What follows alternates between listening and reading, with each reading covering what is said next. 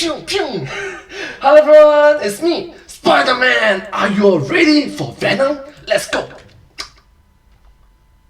Sure, the Venom movie's tagline is "The world has enough superheroes" because this powerful alien symbiote appears to be an evil, man-eating menace. But have you ever stopped to consider that Venom may actually be the victim in all of this? Give me 15 minutes, or honestly whatever length this video winds up being, because who knows, the actual length of this video isn't finalized until like 5 steps after I record this. Let's go, editing, so much editing, notes, oh no, more notes, final episodes. Whatever it winds up being, stick around because I think I'm gonna be able to change your mind. Film Theory. Hello Internet, welcome to Film Theory. Hello Internet, welcome to Film Theory. Hello. The show that's cringier than a Peter Parker dance break. Okay, maybe not that cringy, but close. Today we're talking about Venom, one of Spider-Man's most popular villains because, let's face it, who doesn't love themselves a dark doppelganger storyline, am I right? For those of you who need the quick rundown, Venom is one of several alien symbiotes to go around possessing human hosts in the Spider-Verse, giving them special abilities like shape-shifting, increased strength, and, abnormally long tongues. Okay, so abnormally long tongues. Please keep this wholesome and family friendly. Thank you so much. Let's continue. In the new movie, journalist Eddie Brock is investigating the Life Foundation, an organization whose experiments with the symbiotes are a whole lot more sinister than their super generic name implies. When the investigation goes awry, Eddie's body merges with the symbiote, unleashing Venom, and his ultimate ability, awkward one-liners. Rolling down the street like a bird in the wind. In all seriousness though, there's an interesting side to Venom that no one has ever really stopped to consider, that he's the victim in all of this. And I don't mean that in the big bad evil science corporation did experiments on him or anything like that. I mean that for all the death and destruction that Venom may bring, the symbiote is really just a lost, confused, and scared entity. That Eddie Brock might be the thing that's actually infecting it. But to truly understand why, we first have to understand the nature of parasites. You see, I get it. That was the anime Parasites. Migi. Strip away all the alien goo nonsense, Venom is the dictionary definition of a parasite. I am a parasite. An organism that lives in or on another organism, its host, and derives nutrients at the host's expense. Alright, an organism that lives in or on another organism, its host, and derives nutrients at the host's expense. Take for instance the case of the parasitic wasp and the orb-weaving spider, both of which live in Japan. The female wasp drops her eggs onto the back of the spider, which hatch and then become a larva. In larval form, the baby wasp takes control over the spider, causing it to build a web that is nearly 3 times stronger than any web the spider would ever build for itself in its normal life. It sounds a lot like Venom, and that increased strength he gives to his host bodies. Feels good. It amplifies characteristics of its host. The reason they do this is that the larva will soon be helpless in a cocoon and needs a stronger web to protect it. A web that's heavier duty than what a spider would typically build. Once that web is built, the spider host is killed off. It's no longer useful. Man, just like a parasite. Always about that web bam, thank you ma'am. But for as similar as a spider parasite might be to Venom, there's actually a better fit when it comes to the real world. Toxoplasmosis gondii, which I've talked about very briefly years ago in one of the earliest and cringiest episodes of Game Theory. Oh my god, that pet looks so young and cute as well.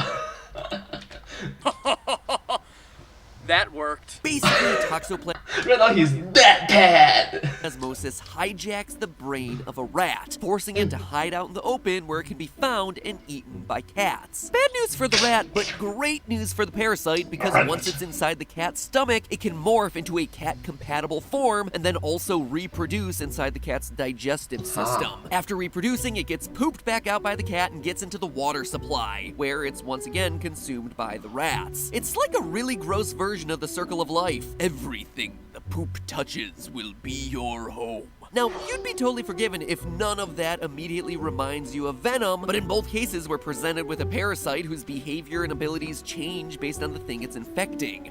Okay, so please remember that these contaminants may be around the water supply, so it's always a good idea to boil them away first. If I'm not wrong, it's 70 degrees Celsius. Then they'll start to, yeah, maybe. Don't fact check me. Symbiotes affect Peter Parker and Eddie Brock and Cletus Cassidy very differently. Just like toxoplasmosis changes tactics depending on whether it's inside of a cat, or inside of a rat, or even inside of a human. You see, toxoplasmosis can also affect humans. Now, I'm not gonna say it's gonna cause you to lay down in Mr. Fluffy's food dish in the hopes of him one day eating you, but studies have shown that this could have other effects on the human brain. Specifically, it might be linked to an increased risk of schizophrenia. According to researchers at the Stanley Medical Research Institute, quote, cat ownership in childhood has now been reported in 3 studies to be significantly more common in families in which their child is later diagnosed with schizophrenia or another serious mental illness, end quote. Furthermore, the researchers' finding, quote again, suggests that cat ownership in childhood is significantly more common in families in which the child later becomes seriously mentally ill, end quote. Further stating that an explanatory mechanism may be Toxoplasma gondii. Now, before everyone rushes off to put Mr. Fluffy up for adoption, I'd like to point out that there are more than 40 million people in the US who are currently suspected to be infected with the toxoplasmosis parasite, and only a teeny tiny fraction of those are diagnosed with full-blown schizophrenia. Even if the link between the two is scientifically valid, and remember, it is far from certainty, the chances of getting a schizophrenia diagnosis are still incredibly low. Just try to be hygienic and make sure that you're washing your hands after you empty the litter box. True, so stay hygienic, especially in front of this possible parasites. You're doing that, right? Right? Anyway, the link between toxoplasma and schizophrenia is really interesting because in a lot of ways it parallels Eddie Brock's relationship with the Venom parasite. For instance, one of the main symptoms of both schizophrenia and the symbiote is psychosis, a failure to understand reality and a higher propensity for hallucinations. And this is something that is immediately apparent from the trailer of the new movie. In that trailer, Eddie looks into a car window and sees the reflection of Venom staring back at him. This should be physically impossible. The shot is showing us things as Eddie sees them. In this case, he's seeing things that aren't really there. Eddie is also prone to auditory hallucinations, hearing a voice call his name, Eddie. Venom's voice commending him, Outstanding. etc. Wow, it's like Randy Orton. I hear voices in my head, they talk to me, they understand, they talk to me. Now wait, I hear you saying that isn't a hallucination. Venom is literally talking to him. And sure, that's true, but it is all still happening in his head. That conversation with Venom is the textbook definition of auditory hallucinations, and one of the clearest signs that Eddie might be headed off to schizophrenia. But why does any of this matter? I mean, sure, Venom and toxoplasmosis might share some similarities, but even I, with my over-the-top theories, won't go so far as to say that the symbiote is just a hyper-evolved form of this cat parasite. I don't need another Deadpool as Ernest Hemingway moment on my hands. No, the reason I bring up the parallels here is that whether we're talking about parasitic wasps, parasites that warp rat brains, or fictional alien parasites, one thing connects all of them: a need for survival. It's easy to forget, but parasites are fighting for survival just like any other living creature, and they're using whatever techniques that they have at their disposal. It's why the wasp gets the spider to build a stronger web, so it can reproduce. It's why toxoplasma forces the rat to get eaten, so it can reproduce inside of the cat's stomach. But now, take a moment to look at Venom's behavior. We see him presumably eat a guy in the middle of a convenience store and then just leave a witness. If you need to eat a human to survive, why wouldn't you just track down victims to eat in, I don't know, dark, secluded alleyways instead of, I don't know, the middle of the street where 6 people, yes, 6 people, count them, are watching, one of whom appears to be recording the whole thing on a cell phone. Behaviors like this result in Eddie, and by proxy Venom, repeatedly getting attacked by thugs, having to run away, having to fight for their lives. In Spider-Man 3, Venom, being evil, gets himself the worst enemy possible, Spider-Man. Any way you slice it, this behavior is simply not conducive to helping Venom survive. True, if you have to fight the main hero of the story, Spiderman, it's a bit hard to understand It is why. instead doing the exact opposite and putting him at active risk. So what is really going on here? Well, it's all explained by toxoplasmosis. You see, changing rats' behavior so that they get eaten by cats helps the toxoplasma survive and reproduce. Inducing psychosis in humans, however, does none of those things. It is a loss for the human, who starts to develop mental issues, but it's also a loss for the toxoplasma, who can't move on from the human to the cat's digestive tract and reproduce because, well, there just aren't that many man-eating cats out there. The problem is toxoplasma didn't evolve to exist in humans. It evolved for the cat-rat style of life. The fact that it also happens to affect humans is entirely accidental, an unintended side effect. This relates to a field called zoonosis, infectious diseases that begin in animals but can eventually be transmitted into humans. The field of study on zoonosis, awesome. Like bovine spongiform encephalopathy, probably better known as mad cow disease. There's also Okay. bird flu, and probably the single most notorious example in history, the Black Death in 14th century Europe, which No! The most notorious one is the current one that we are experiencing right now. The current global pandemic. Okay, understandably this video came out in the year 2018, so it have not experienced 2020, 2021, maybe even 2022. was spread by rat fleas that went on to kill human hosts. One of the reasons that these kinds of diseases can be so fatal to humans is that they didn't evolve to affect humans. They evolved to affect some other animal. And the fact that they can infect and kill humans is just the accidental side effect, which is usually a pretty bad evolutionary strategy if you're a parasite. But this is what seems to be happening in the case of the symbiotes. We're so used to seeing Venom and other symbiotes like Carnage and Scream attaching to human hosts that you might make the mistake of assuming that the symbiotes naturally exist to bond with humans. But that's not the case at all. Canonically speaking, the symbiotes were originally created by the primordial deity Null in order to slaughter the Celestials, basically space gods from the beginning of time. Oh my god, they're actually talking about Null and Celestials. Celestial appeared in the MCU already, so maybe Null will also appear.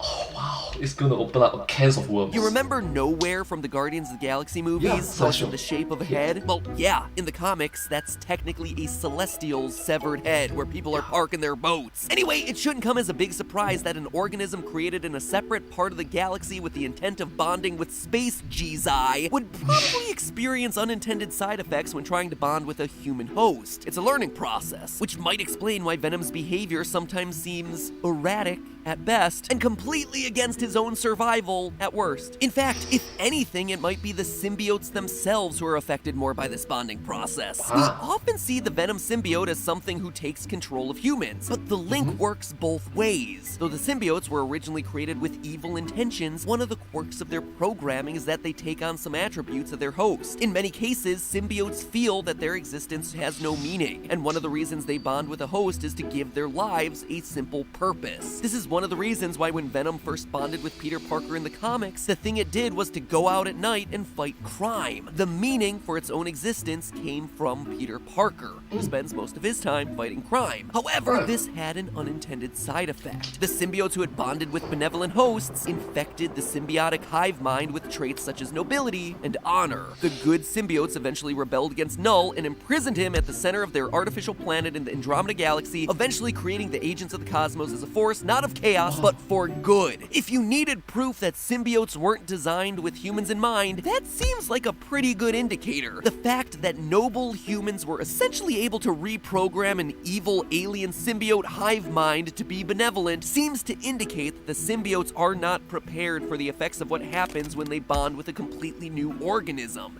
Oh, so you're trying to say that symbiotes are not necessarily good or not necessarily bad. They are just neutral. It's like something like a tool, something like that. Coincidental tool that good people use good tools. Okay, good people using the tools will become good, sort of. Bad people who use the tools will become bad. Right? Oh, no. Bad people, good people, either ways. People with good intention and bad intentions. Yeah. I'm sorry. in this case, a human. Whether that meant turning over a new leaf and rebelling against their evil creator, or simply threatening to eat a dude in the middle of the street and turning him into a turd. Venom is on an unfamiliar planet fighting for his own survival, and one of the only weapons he has at his disposal is imperfect mankind. He's scared, he's threatened, and he's doing his best to survive. The trailer for Venom seems to be trying to sell us on the idea that Venom is the one who's corrupting Eddie Brock. But who knows? In the end, Eddie might just be the one who ends up purifying Venom. But hey, that's just a theory. A film theory. And you know what I thought to myself when I first saw Venom? Wow, that guy is not taking great care of his skin. I mean, look at this, you guys. That is more than a little bit of sunburn and overly enthusiastic exfoliation. I guess not everyone gets themselves Dollar Shave Club every month, which is a shame since I think a lot of this movie could have been resolved if old Eddie Brock over there might have cleaned up his act a bit, did a little visit to the orthodontist, maybe treated himself to some manly pampering. Dollar Shave Club, our sponsor for today's episode, goes beyond merely its namesake of shaving and makes stuff like the calming body cleanser. Clearly something that Venom has not been treating himself to recently, because if he had, he wouldn't be looking so rough around the edges, shall we say. On the other hand, maybe he's having a really bad day with razor burn. Yeah, I know, razor burn sucks, bro. That's why I'm telling you that a little Dollar Shave Club Easy Shave Butter will really take the edge off,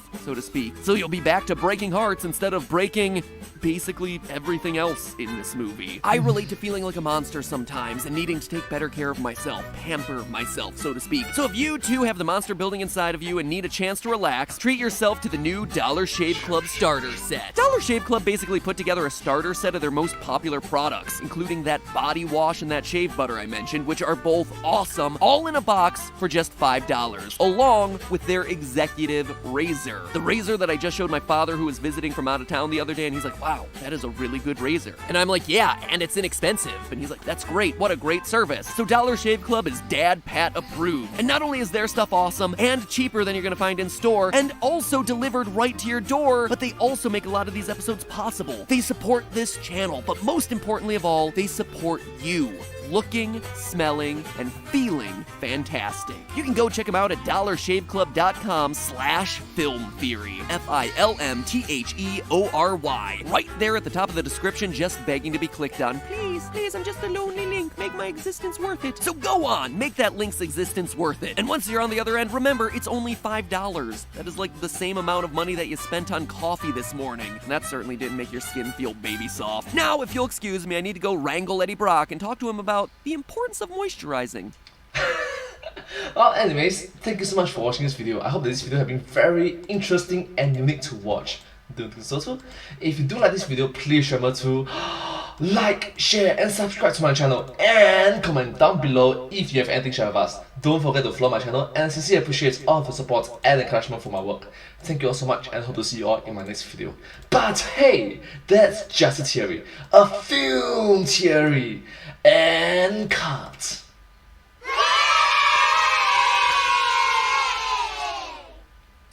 And I hope to see you all in my next video. Thank you so much once again. Bye bye. Thank you. Subscribe.